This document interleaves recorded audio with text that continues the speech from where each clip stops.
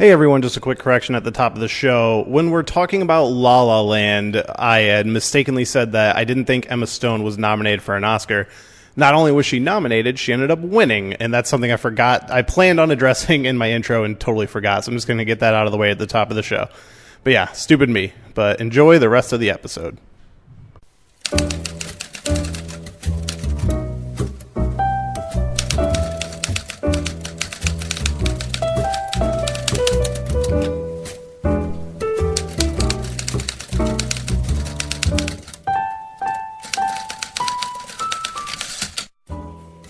Hello everyone and welcome to the Shelved mini episode 6.5. Okay, so we actually have a lot to talk about in this mini episode. Of course, I'm going to give you the script that we're going to talk about on Friday, but I'll get into that a little later because last night was Oscar night. And if anybody who watched it know that there's a lot to be said here, so we don't have TV at home. We just don't feel like paying for it. We watch everything on Netflix and Hulu and stuff like that. So we didn't have a way to watch it. So I was kind of following some stuff on Twitter, but we actually decided instead to watch the movie La La Land and then review it for the mini episode today. So at the end of this episode, I'm going to tack on me and my wife, Amanda, talking about La La Land, watching it for the first time. It's one of those movies that it got so much Oscar buzz, and everybody's been talking about it since it came out, and I heard a lot about it when it was playing at festivals and stuff, and I hadn't seen it, and that's one of the reasons why we didn't really bother to seek out the Oscars this year, because we really didn't see a lot of movies last year. Like, we saw some of the big ones like Star Wars and stuff like that. But pretty much every movie that was nominated for Best Picture I had not seen yet. And some of them I really do want to see, like the one that ended up winning, Moonlight, and Arrivals I still really want to see. But it was kind of a foregone conclusion that La La Land was going to clean up at the Oscars. I mean, they won the Golden Globes and stuff like that, and they had 14 nominations, which is the most since Titanic. And they ended up winning a lot of them, but for the first kind of early ones, they didn't win that many. But then came the Best Picture snafu, and I have never seen anything like this in my life, and younger me would have loved to have seen something like this. But apparently Warren Beatty, who was announcing the category, was handed the wrong envelope. And he opened it, and he kind of paused and looked at it for a second. And then I wasn't watching, so I don't know who it was that was with him, but the woman that was with him grabbed it and read out La La Land. And so everybody comes up on stage, and they start giving their speeches, but you notice just like some weird activity going on in the background. And some of the Oscar people they start taking away statues. And then one of the guys giving his speeches is just like, "Oh, we lost, by the way." And then I don't know who it was, if that was the director or producer or whoever it was. He was kind of the first guy up there. He comes up to the microphone and is like, "Oh yeah, we lost, by the way. Like, this isn't a joke. Like, Moonlight, you guys won." And yeah, it turns out that somebody had handed over the wrong envelope. It sounded like it was the Best Actress envelope. And because he said, Warren Beatty kind of explained himself. He said, "I opened it and I saw Emma Stone, La La Land, and that's why I kind of paused before, my co-host here read it out loud." And so that is just fucking mind-blowing that something like that, like Hollywood's biggest events, is there anything bigger than the Oscars for Hollywood? Probably not. Just like in the headlining category, completely wrong, and all those people got their hopes up, and it's so sad, like, knowing in retrospect, like going back, because I missed it. I didn't even see it on Twitter. I ended up getting woken up at like 2 a.m. By some of our animals making a lot of noise, and I went to the bathroom, and as I was coming back I was like, well, let's just check to see what won Best Picture, because I went to bed beforehand, and I just started seeing everybody talking about it on Twitter, and I'm like, oh my god, is this fucking real? And sure enough, one of the biggest mix-ups you could possibly do.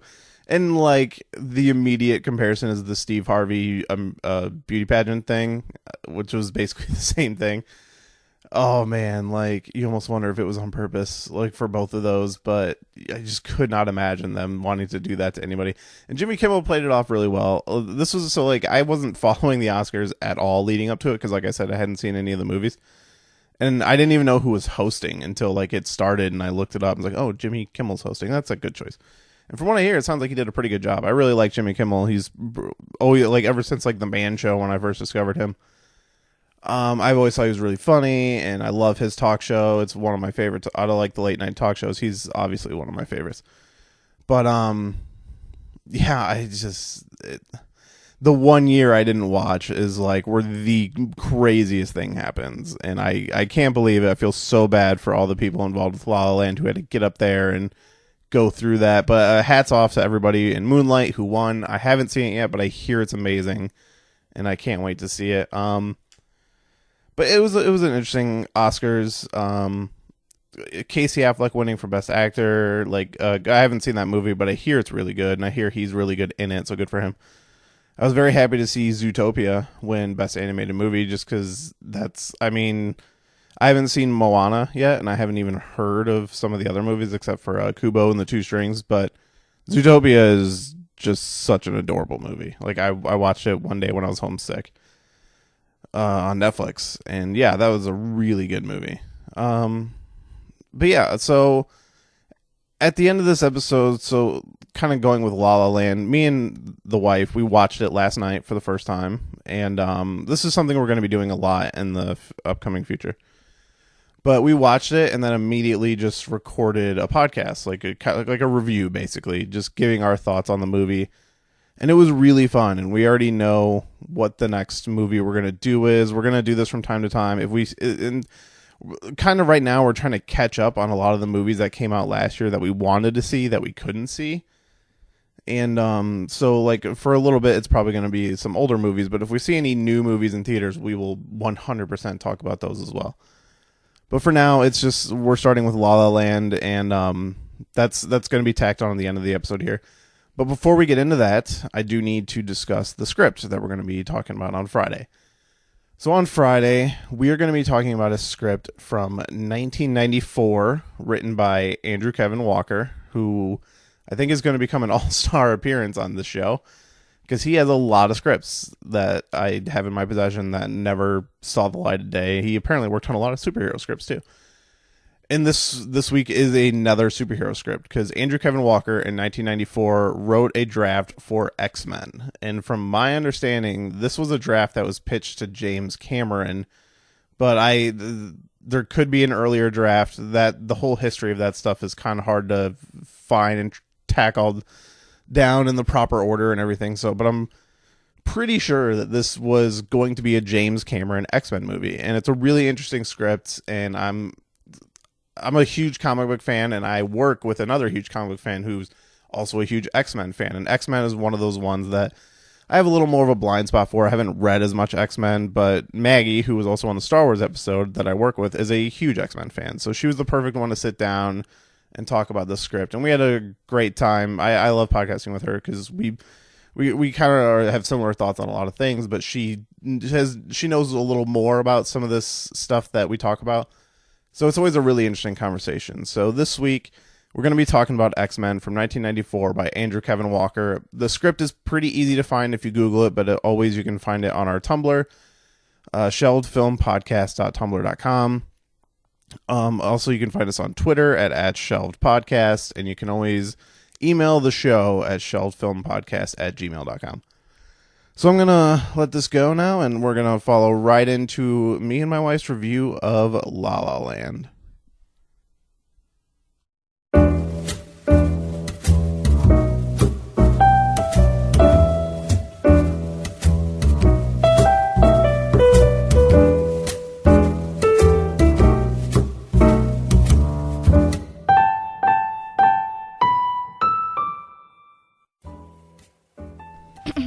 So you ready? Born ready. All right. Well, we literally just finished La La Land, which is the movie that basically everybody's been talking about this year, at the end of this year. And we're recording this as the Oscars are going on, which I have not been paying attention to. As far as I know, it's going to win everything because that just seems to be the trend. It's nominated for 14, I just saw, which is tied for the record for Titanic. That's a lot. Holy crap. Yeah. So it's basically nominated for everything except I don't think Best Actress it got nominated for. Did he get nominated? He got nominated. She did not. Which, jumping right in, the first thing I say, it's kind of bullshit because I thought she was really good in the movie. I thought she was better than him in the movie. Yeah, I'll give her that. I mean, you're not a big fan of Emma Stone, but I think either of them. I'm not a fan of either. Yeah, I've only recently kind of jumped on the Gosling train after watching him in The Nice Guys, which was one of the best movies from last year that I saw. I thought he was amazing in that, and I think he's good. I've kind of come over onto him. Yeah, I don't like despise him or anything, but I really, really don't like her. Like, she's just so annoying to me. I like her. To me, I don't like, everybody clamors about Emma Stone. Is like, oh, she's so great, and like I think she's a good actress, but she's never been that like next level for me. There's so many people that are better than her. Yeah, in my opinion. But like, I like her in things. Like, I like her in Superbad, and I thought she was good in this. Like, in the beginning when they're doing the auditions and stuff. Like, she grossed me out in Superbad. In Superbad, she's like barely even in it. That's what I'm saying. But like in the beginning when they're doing the auditions and she just like starts crying and like it's but it was awesome. If she would take what she did in like 3 seconds of that movie and put that in everything she did, I would really, really like her. Yeah, I mean, she didn't even say anything. It was just, you could just feel the emotion just by like looking at her. Yeah, she's auditioning on as a phone, like one-sided phone conversation, and she just starts crying. Yeah, and just seeing her turn it on like that.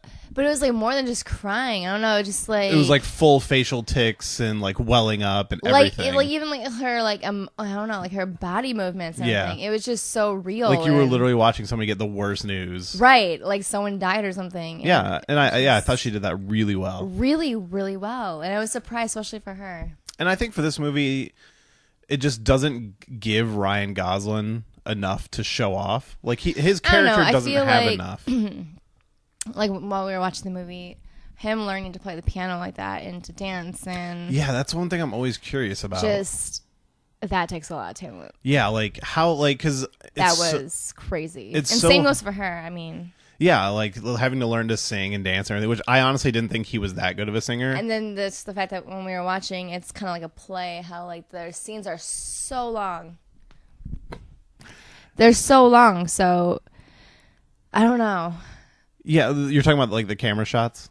Yeah, that was something and then I kept the bringing dancing up. And the playing the instruments, because it's not even just the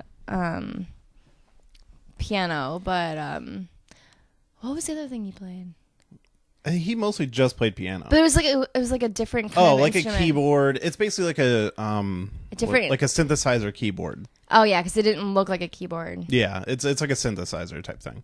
Yeah. But that's one thing I'm always curious about in movies. Like, did he really learn to play the piano, or was it CG'd, or was it faked? Like, it seems like, as far as we can tell, it looks like he's playing the piano and doing a fucking great job. That's the thing about this movie, is it seemed so authentic.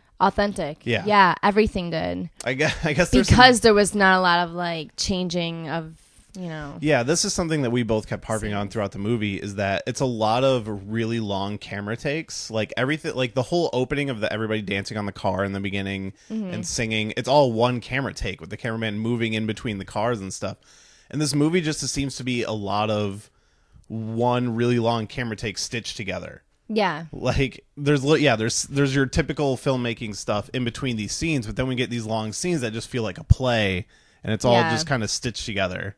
And I love that kind of like filming, I guess. Yeah.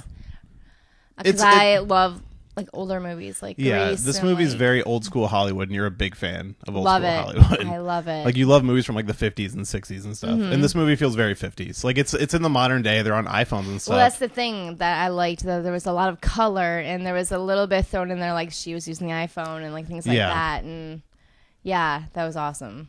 That was really, I don't know, I really liked it. So overall, you did really like the movie? I did. It was just far too long. Well, yeah, we're watching it here pretty late. And it could just be that I don't really care for movies that much, but it did feel a little long. Like maybe the pacing was a little off.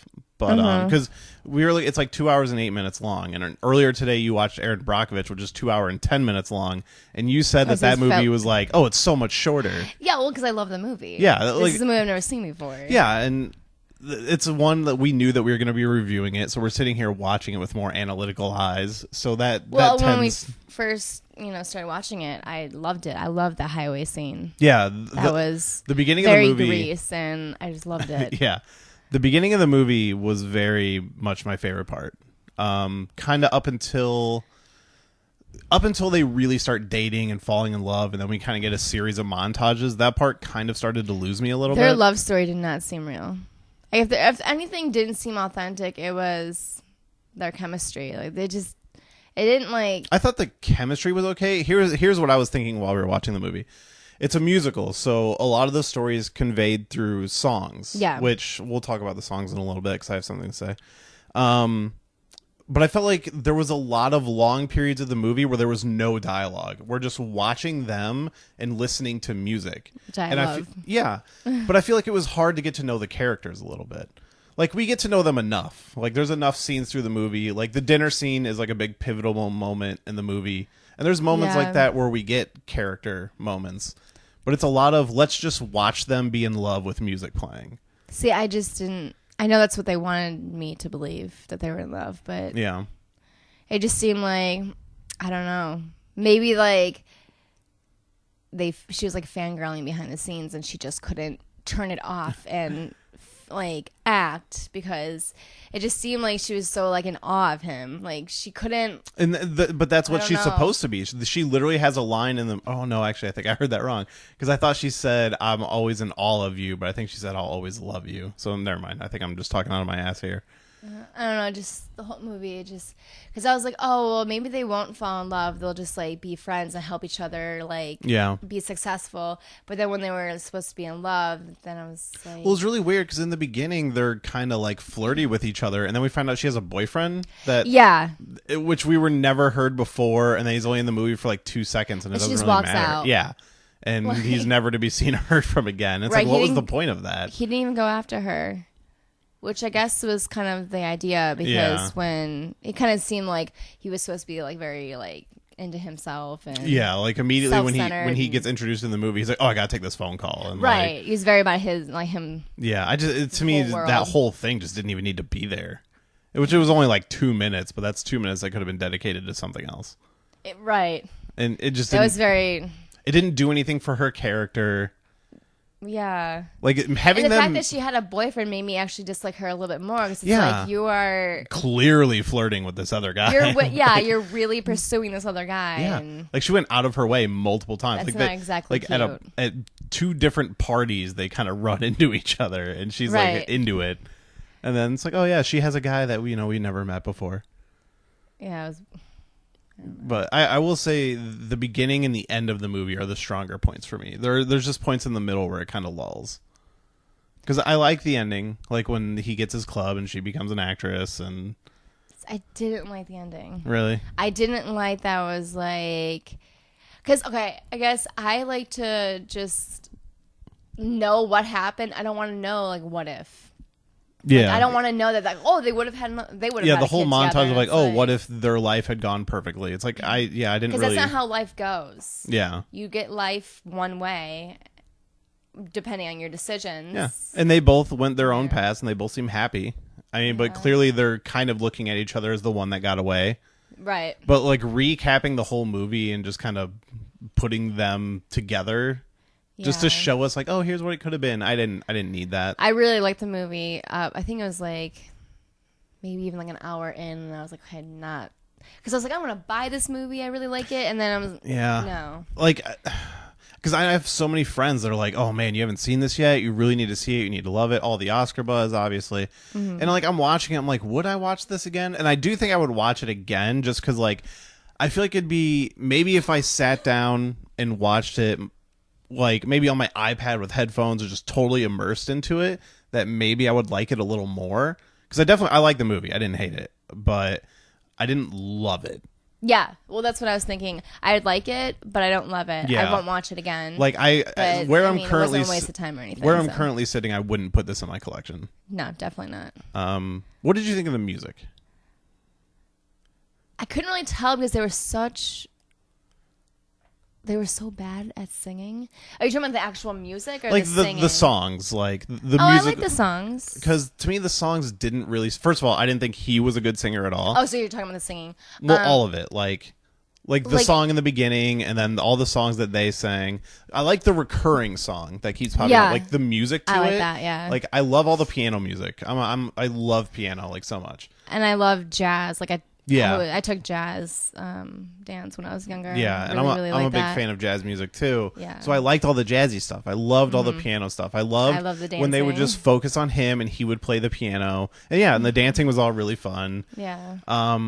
But just the lyrics they kind of just went in one ear and out the other. And there wasn't as many songs with lyrics as I expected there to be. It wasn't, to me, there wasn't enough musical to it. Yeah, I was thinking way more regular movie talking. Yeah, it wasn't as much of a musical as I expected. Right. Like I was expecting like a Grease or something along those lines, and I didn't get that. Yeah, and like there's a fair, and like I said, the dancing was great though, and like the jazz part was stuff was all really fun. Yeah, we both liked that. But yeah, but there wasn't enough. I wanted more. Like I could never see myself putting in the soundtrack just to listen to. No. But like you could sit there and listen to like the Grease soundtrack and like still enjoy it. Yeah. But yeah, it's like there's like maybe one or two songs because like there's definitely I can't describe music, but like there's the recurring song throughout the movie, and that song I liked. That song I could see myself listening to. Right. But the rest of it, it's just kind of like it's there and it's fun, but it's never anything I would just want to like throw on and listen to. To me, I thought the storyline and everything was good. I wish they would have put different people in there, and I wish they would have cut it in half, like time wise. It would have been great. This should have been a solid hour-and-a-half movie. Like making it 2 hours, I didn't really think was necessary. Right.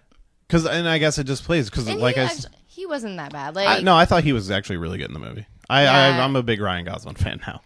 I mean, I liked him. I liked him in The Notebook, and I don't know what else he has been in. I don't follow his career that much. Like for me, he was just kind of like I looked at him and was like, oh, he's just that pretty boy or whatever. But she sounds like a man and looks like a man. I wish they would have picked more of like a feminine. I don't fall on that same page. I think she's fine for it. I thought she was good in this movie. I actually really liked her in this movie. And I'm not like a huge Emma Stone fan, but I like Emma Stone. I think I liked her in Spider-Man. Like I thought she was good in those movies. Like I won't even watch the movie because she's in it. We watched Spider-Man and we watched the second Amazing Spider-Man and you ended up liking it. Remember with the electric guy? And it was her and Andrew Garfield. Yeah. Oh, that I did see it. We watched it. It wasn't very memorable. We watched it in a hotel room on maybe Thanksgiving. Oh yeah.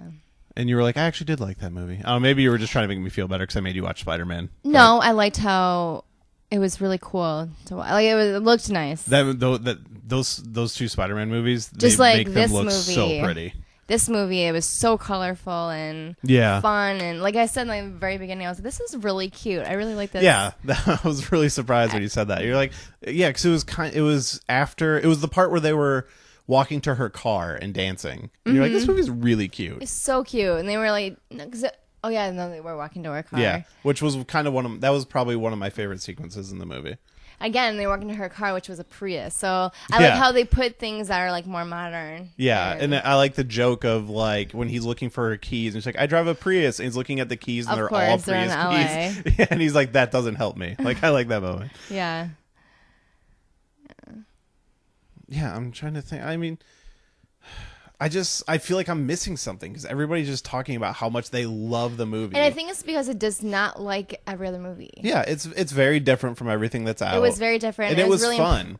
It was fun. And it was really impressive how they kind of filmed it kind of like a play. The filmmaking was the best part of the movie. Like I said, so many really long camera shots, and the way the cameraman, like when they're in the pool and the camera's spinning. Yes. And the whole opening sequence on the road, just the camera work in this movie was some of the best I've seen in a while. And I'm a sucker for the long camera take stuff. Like I've seen it done so well in movies, but it was done so often in this. And it was when they were in his apartment in the beginning with his sister, and they're like, I didn't even notice, but the camera never cut. It was just moving around the apartment, and that's another thing that takes talent. Yeah, like actual acting and like remembering and like keeping everything aflow, like along with playing the instruments and the dancing and other things. It's but movie they making. actually had to act. Like, Yeah, it's movie making like that makes me want a documentary of like, show me step by step how the cameraman shot this movie. Because there's this scene where she's doing her like audition at the end, and they're like, tell us a story, and she starts singing that song. Yeah. The camera just is behind the table with these people, and it's all clearly one shot, and the lights dim, and then the camera moves in on Emma Stone, moves around her, and then they did that a lot. Yeah, and then it moves back behind the table, and the lights dim up again. All clearly one shot. Right. How did they do that? Did that because like you got to think the cameraman's standing behind a table, but the camera just moves. Did he have to hand it to somebody else? Did they have it on a rail? They have machines. Yeah, and that's what I'm assuming. But like some of it does seem like a guy, like a hand camera, like he could be holding it.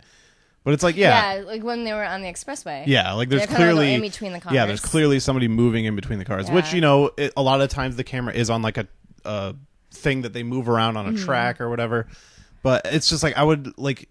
We could sit here and think about how they did it, but I would love to just see how they did it. That would have been really cool to see it be filmed. Yeah, like this is definitely a film that I could see coming up in like a film study class and be like, let's analyze the themes and the music. Use of colors. Yeah, like there's a lot of things to look at in this movie. Yeah, I loved that. Yeah, like on a filmmaking level, this was definitely one of the better movies I saw this year.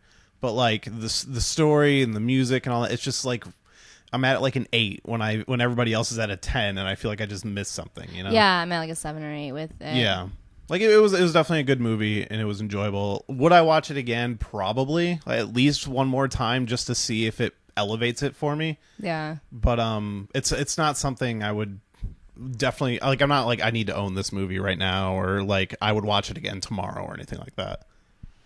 No, I mean I was pleasantly surprised by it.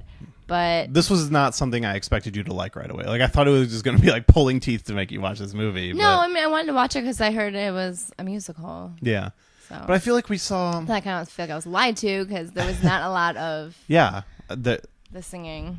It was less of a musical than I thought. Very surprising. Mm-hmm. I think there was like when the movie was still playing at like film festivals and stuff before everybody realized that it was going to blow up and be this huge movie. Yeah. We saw an early trailer for it. It didn't even have any like story or anything in the trailer. And I think you were not interested in that trailer. So I think that's why I thought. I just really don't like her. Yeah. No, like seriously though, it's because I saw that she was in it and really don't. I mean, I feel you. There's tons of people like, I can't remember this actress's name, but she was the daughter in Christmas Vacation. Her name's always on the tip of my tongue, but she's an actress. I can't explain what it is. I just don't like her. I don't think she's good, and she's never done anything for me to be like, oh, she's the worst. But she's just like, whenever she's in a movie, it's just kind of one of those like moments for me. Like every time Emma Stone's on the screen, I just want to roll my eyes. I just really don't like her. Yeah, and see, I'm fine with her, and I thought she was good in this movie. Ryan Gosling. I don't mind. I think he's great. You really need to see The Nice Guys. I think you will totally turn around. Yeah, you've been talking really highly about that movie. That movie is probably my favorite movie that came out last year. Like, on top of Star Wars and Deadpool and all that comic book shit that I love, The Nice Guys was maybe one of the most fun movies I saw last year. Yeah. And nobody watched that movie. It made like no money at the box office, but it reviewed really well. Mm-hmm. And I just feel like everybody needs to go watch that movie. It's so good. Yeah, you were recommending it to my dad, right? Yeah, it's hilarious, and there's like a mystery that keeps you interested, and there's porn if you're into that. Like it's just a really good movie. And that was the movie that kind of turned me like, okay, I totally get it with Ryan Gosling now. And then Drive was another one that he was in that was really good. But anything that I've seen, because the only thing I can remember is The Notebook. The Notebook. Anything else? We started Crazy Stupid Love, but I don't think we finished it. Yeah, because I thought it was stupid. Yeah, I think neither one of us were kind of into it. But I think that's a movie I hear nowadays that people actually really like. It's really difficult for me to like a movie. Wasn't Emma Stone in that too? Probably. I think because it was Steve Carell and Ryan Gosling, and then what's her name? The older lady. She was in Don John. Redhead. Fuck. It's on the tip of my tongue. I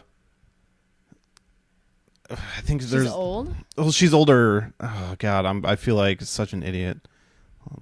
I have to look this up because this is killing me. You're gonna know her immediately as soon as I say it. She's a fucking huge actress. Julianne Moore. Oh. I could not think. It was on the tip of my tongue. I like her. Yeah, she was in. It was Crazy Stupid Love. Ryan Gosling, Julianne Moore, because it was like Steve Carell and Julianne Moore were married, and Ryan Gosling was pursuing Emma Stone, and then Julianne Moore and Steve Carell, I think, get divorced, and Ryan Gosling's kind of teaching him how to fucking bro it up out there in the field or something.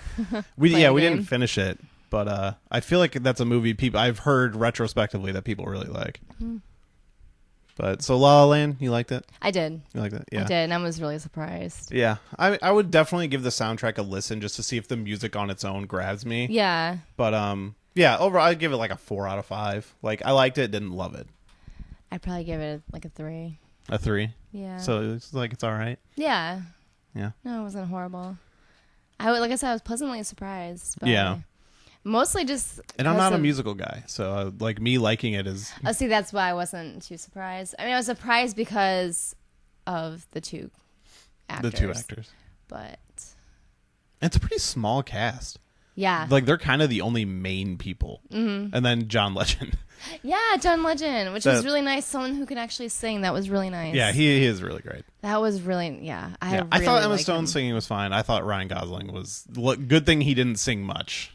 Because I thought he was just kind of monotone. I appreciate that they sang, though. Yeah, it definitely... Yeah, and they didn't get someone else to do it. Like in However, Walk the it would Line. have probably been better on the ears, but I appreciate it because I really feel like they the put their all authenticity into is worth this movie. it. Yeah, the authenticity is always worth it. Yeah. Kind of like Walk the Line, how they did all their own singing. And like Reese Witherspoon was so nervous about that movie because she almost turned it down. And I thought her singing was pretty good. Yeah, I everybody don't in that like movie her was either. Great. Yeah.